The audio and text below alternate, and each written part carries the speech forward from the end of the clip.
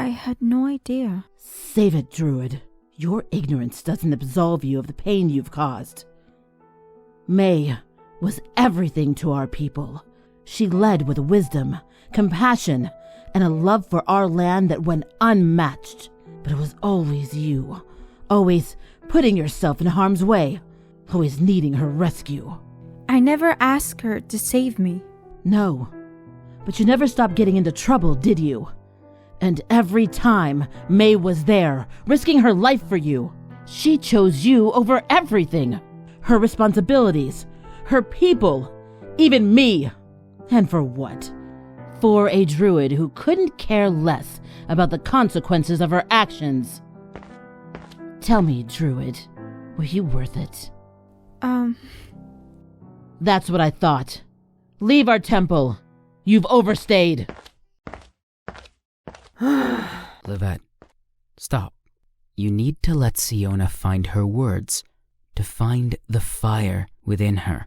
But I can't let her speak to my friend that way. She doesn't even know what she's been through. Sionnach is the one who needs to confront Yue. If she can pass through her, she can definitely pass through fire, and become stronger. All you can do is to help her find the courage within herself.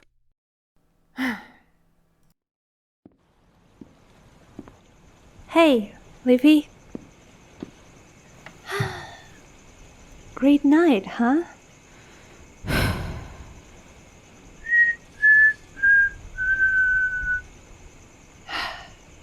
Hey, I've been thinking, do you know why monks make great comedians? Why? Because they know all the best punchlines. There you go. You know, she's right.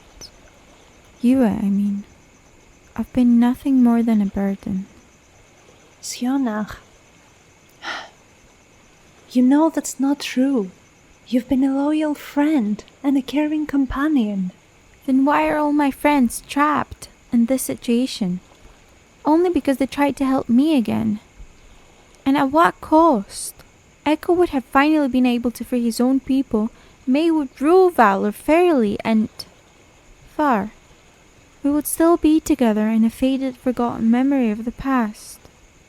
And maybe that would have been enough. So, why? Because they know you would do the same for them. Listen, Leafy. You say you're a burden, yet here I am talking to you all healthy and good because you cared for me and you brought me here. I was the one who needed help and you gave it freely without hesitation. Do you think this is what people do in general? No. Caring for others, whether they are your friends or complete strangers, is a virtue that not many people have in them. Your friends know this, and I know this. And if you want my opinion, these people are worth fighting for. You can't control May's decisions, but you can control how you handle the aftermath. But Yue,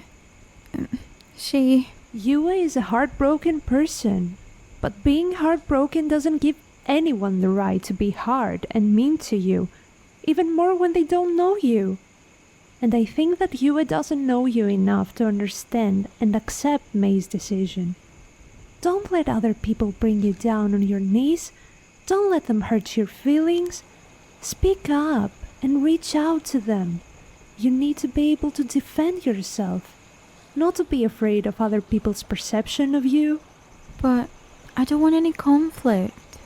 But how will we grow if there is no peaceful conflict? We are all different people with different perceptions, lives, ideologies, and opinions. We are not the same, and that's wonderful because that gives us the space to learn more and to be better people and to help others be somewhat better too. Don't be afraid of a possible conflict. You have a heart which holds all of your beliefs. You have a mouth to share those beliefs and a mind to be able to shatter the ones you think they need to be shattered and build anew. or keep the ones you think it's worth having and defend them. And through all this process, you become better, and other people get better, and finally, the world becomes a little brighter.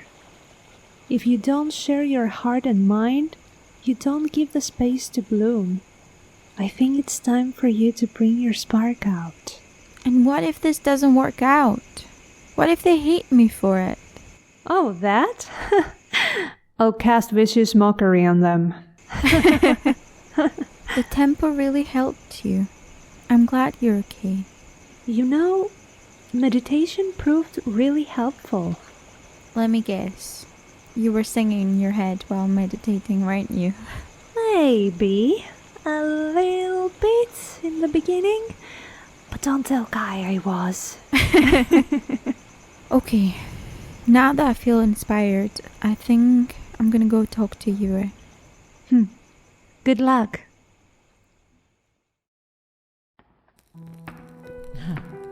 Look who decided to show up. The mighty savior. Yue, I'm sorry. I didn't mean to cause any harm to May, I swear. Harm? That's all you seem to bring. She always needs saving when she's with you. I didn't ask her to come with us. She chose to, and is more than capable of making her own decisions. Oh, how noble of you to defend her. But let's not forget, Sionnach. You're the reason she's in this mess. I'm tired of you blaming me for everything. I've done my best to protect her, to protect all of us. I still do. I'm a mess, okay? I know, but I'd be damned than to leave my friends in this situation. And I won't stop until I bring them all back. Yes, I may not always succeed, but I never stop trying to make things better either. I'm not responsible for other people's decisions, and I even wonder why they would go so far to bring me back to life, okay? But I am grateful they did. And because I'm responsible for my own decisions, my decision is to fix all this. Bring them back and thank them. So if you have a problem with this, it's your issue, not mine. I won't let your judgment or the choices I've made define me. May love that about you, you know. Your loyalty, your protective nature. But what she wanted more than anything was for you to stand up for yourself, to defend your choices, your people. What are you talking about? May wanted you to face the fire, quite literally. She saw the strength within you. Facing the flames isn't just about proving your connection to fire. It's about embracing your inner fire, the strength and courage that burns within. May believed in you, and she knew that only by facing the fire could you unlock your true potential. She still tries to help me even though she's the one who needs our help. Yes, you can see it this way, but there is another perspective. In order to bring her back, you need to unlock your full potential. You are a druid, a guardian of nature. You cannot achieve this if you're still holding back. Let go of the past, become stronger, and bring her back home. Back to me. I swear, I will, Yue. You have my word. Nothing will stop me. Well, these eyes hold so much fire within. When you see her, tell her that I love her, and I still wait for her. I will. Thank you, Yue. Thank you for everything. May is really so lucky to have you. I know. And she knows too. Anyway, tomorrow you will be facing your last test, the Ember Inferno. You should rest. Yue, what happened with May and Valor? Maybe you should call Levette, because this is a story a bard would love to hear. Welcome to another thrilling episode of the DnD podcast. Today we're embarking on a journey through the realms of imagination as we delve into the art of city building in fantasy settings. Whether you are a dungeon master, crafting epic adventures, or a storyteller weaving tales of mythical lands, the cities within your world are the beating hearts of culture, intrigue, and magic. So stay tuned because by the end of this episode, you'll be armed with the knowledge to forge cities that captivate your players, readers, or even your own daydreaming mind. So, you happen to be a DM, and that immediately makes you the mastermind behind a brand new city in your fantasy world. It is fair to think, where do I even start with? I don't know if you agree on this with me, Val, but I'd say that the first and most important thing you need to think about your place is its geography. Every city has a story, and a big part of the story is where it's built. Maybe, I don't know, it is nestled in the mountains, or maybe on cliffs overlooking the sea. Overall, I think that the landscape sets the stage for everything that comes next.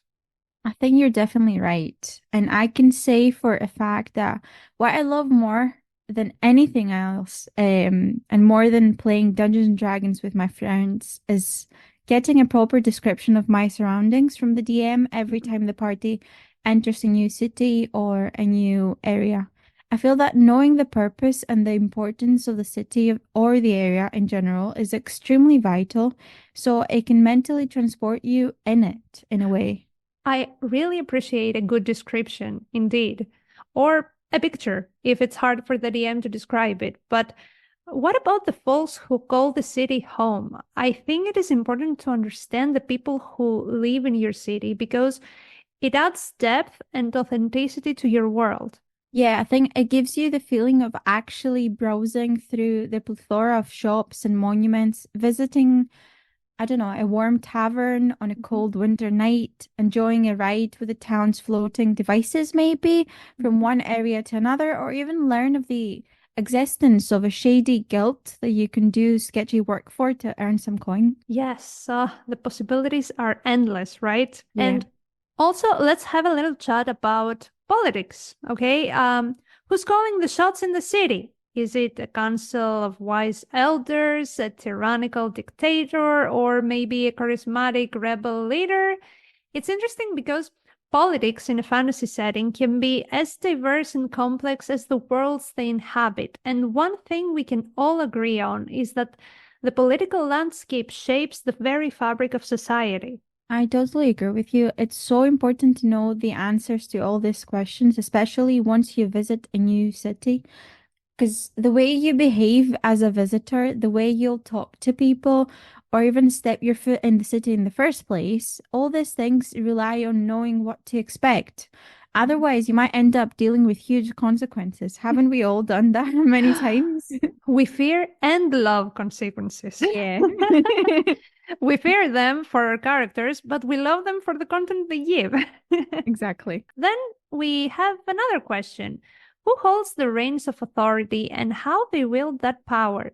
You know, in some cities, rulers may be monarchs, tracing their lineage back through generations of noble blood, while others may be elected officials, chosen by the people to represent their interests and govern fairly. We can also add some behind-the-scenes stuff like the shady guild you previously mentioned, manipulating events from the shadows to further their own agendas, or I don't know, even diplomacy, because diplomacy always plays a crucial role in shaping the fate of cities and nations alike. And finally, when we talk about politics, it is a nice touch to add a specter of corruption. Yes. Because, you know, in the halls of power, greed and ambition often run rampant, leading to bribery, blackmail, and backstabbing if you're lucky enough. Yes. And these are the light ones. But what makes this more fascinating is that this whole corruption concept leaves room for heroism and nobility, and it's an opportunity for brave adventurers to rise up to challenge corruption and usher in a new area of justice and freedom. Or, I don't know, join the corruption for money. That can also happen, so be prepared. But to be honest, I would definitely rise up to fight for freedom and justice 100%. I'm sure. I'm definitely sure. I think another question though to consider is it's really important. Okay, so just stay with me here. Okay. Magic or no magic? Magic, always magic. Because, you know, magic can give you a great boost while creating cities because you can create the weirdest things. And, you know, let's prove it. Let's brainstorm. You go first. Okay.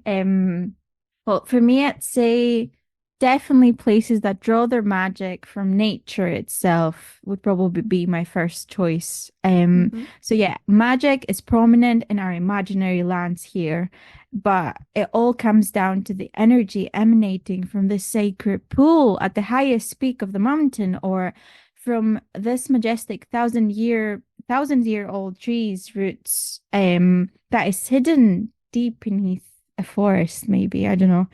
Moths and fireflies are dancing around while a ritual to gain power is taking place during a lunar eclipse. That last part, by the way, is the most important. Don't forget my obsession with the moon. We never forget that. No, of course not. We A sacrifice must be made, and a tree maiden with hair as green as the moss that grows on the rocks and the pebbles of the lake steps in to give herself to the tree gods. Once it becomes one with them, the moon becomes pearly white, blinding any human who tries to look at it while it's in the sky. People's magic is more powerful on a night like this, and they promise to live their life hiding in seclusion, protecting their sacred power and the secret of the grove. I know I'm too predictable. But I want to hear yours though. Okay, I won't lie, I saw that coming. The concept is indeed kind of predictable for you, but the truth is, you never cease to amaze me, even then. So you pass for me. I loved it. But for me, I'd say flying cities.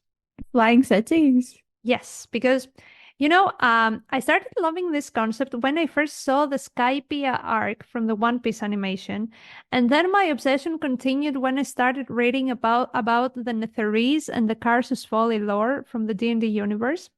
It was such a great lore, by the way. Anyway, then I can also think about magical barriers that can protect the city from external threats, teleportation circles, which are super duper important because they save you so much time with the transportation, and maybe even flying mounts used by residents and visitors. That sounds really cool, to be honest. Teleportation circles are the best when you want to avoid traveling on foot for ages.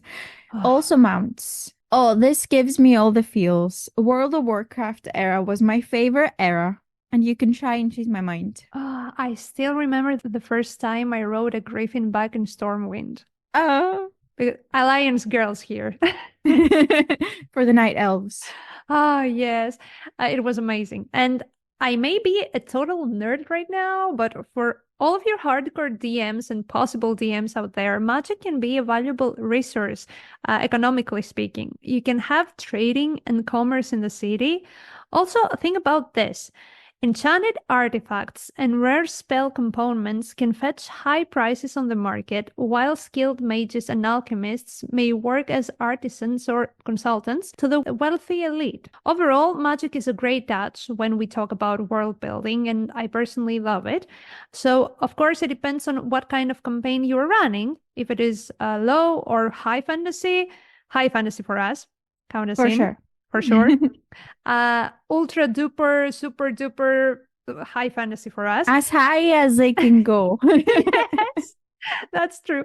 And now that we talk about high fantasy and cities, do you have any specific place from the fantasy world that you adore? Well, if you've got like a couple of hours, we could just discuss that thoroughly. Please keep it short, please.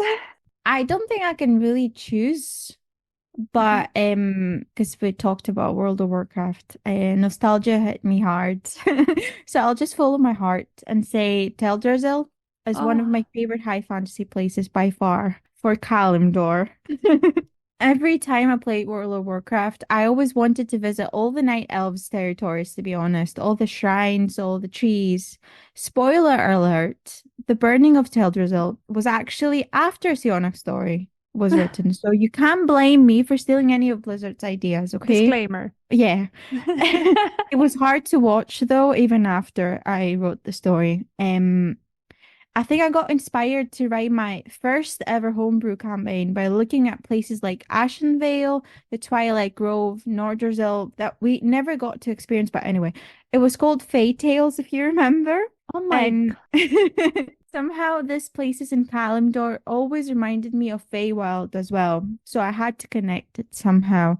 And the purple and green shades of the environment, the mystical and sacred atmosphere, those were the days, Zephy. You know, World of Warcraft has definitely the best places to visit in an online game. And you can change my mind. They're so inspiring, so well designed. And I personally will forever, it's not Warcraft, but still, I will forever choose Rivendell from The Lord of the Rings. Of course, I have the map here. Thanks, Joe, for that present. So if by some miracle this mystical haven existed in the real world, you can bet I'd be packing my bags and disappearing without a second thought. I mean, what is not to like? The lush forests and the waterfalls and the ethereal architecture blending seamlessly with the natural environment. And in addition to it, let's not forget that Rivendell is infused with elven magic, evident in its healing properties and protective enchantments. I could use some of them. So yeah. As an elf at heart, I can't help but feel a deep connection to my roots. I would choose that. Well, now that you said about you being an elf, I know that I'm a halfling and I need to choose the Shire. But to be fair, now that I'm thinking about it, I would still choose the Shire. The Shire.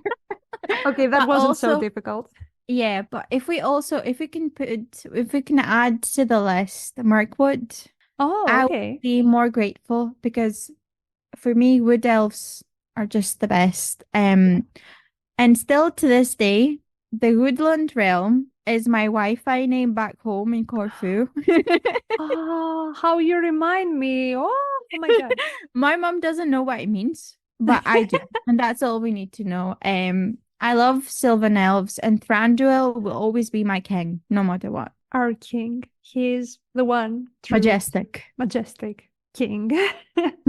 Don't get me started. We should do a Lord of the Rings episode, There are so many things to Oh, fangirl about. true. But let's keep moving for now.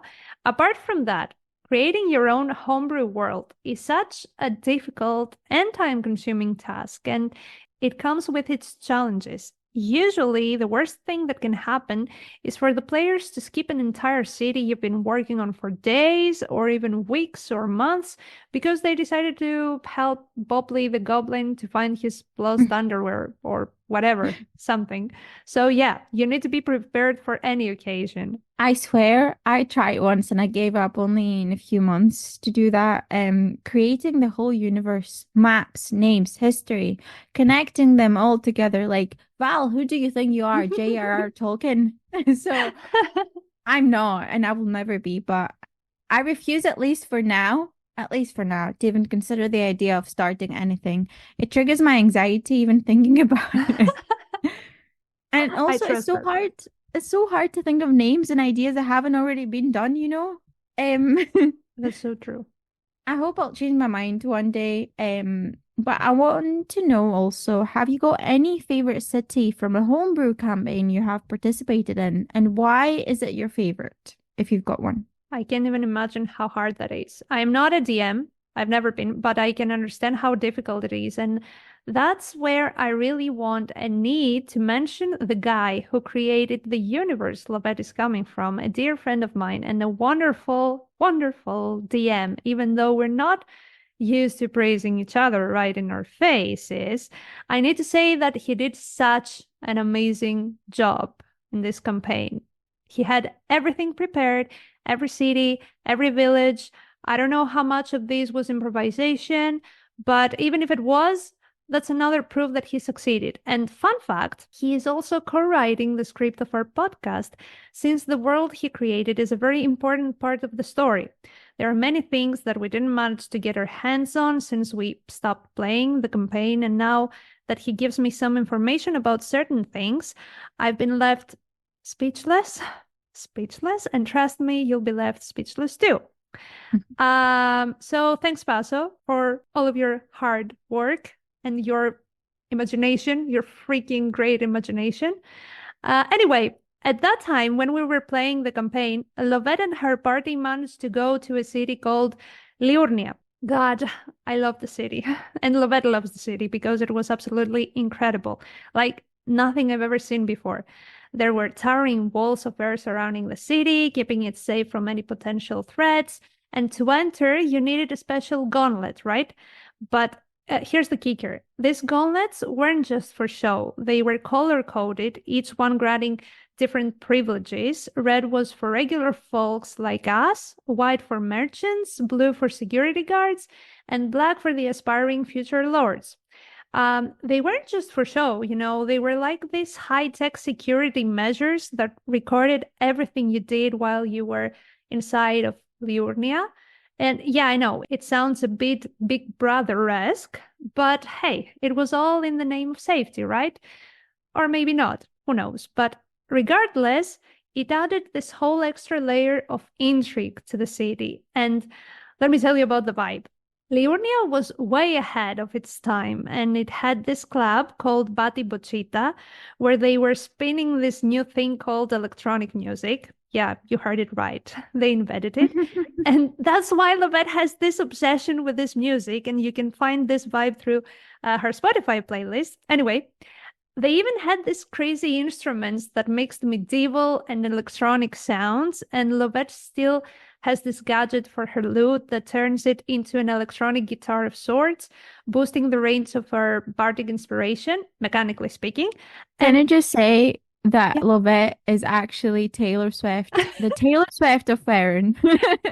Because there are a lot more songs coming, and Val knows. And yeah, she's certain that she's the Taylor Swift of our podcast. I am. And don't get me started with the concerts she made there. They were out of this world, and the drinks too, they had magical properties. But here's another real kicker. You couldn't pay with regular money in Liurnia. They had these exchange spots where you could swap your cash for crystals to load up your gauntlets. And depending on the crystals you had, you could buy pretty much anything in the city for a setup period. And so many more things that I haven't mentioned. Oh my God, the hype. I could go on and on about Liurnia anyway. Lovette was so in love with it, but enough with my mumbling. Because sorry, I get overexcited just by remembering. No, please keep going. I would actually kill to experience something that amazing. Because I swear being a DM is a really hard job. I don't take it lightly at all, especially since I started DMing myself. But I know for a fact that creating your own world, cities, areas, and their inhabitants, the history, the wars, it goes beyond just narrating a story. You become a storyteller through and through, like a real creator, an actual god.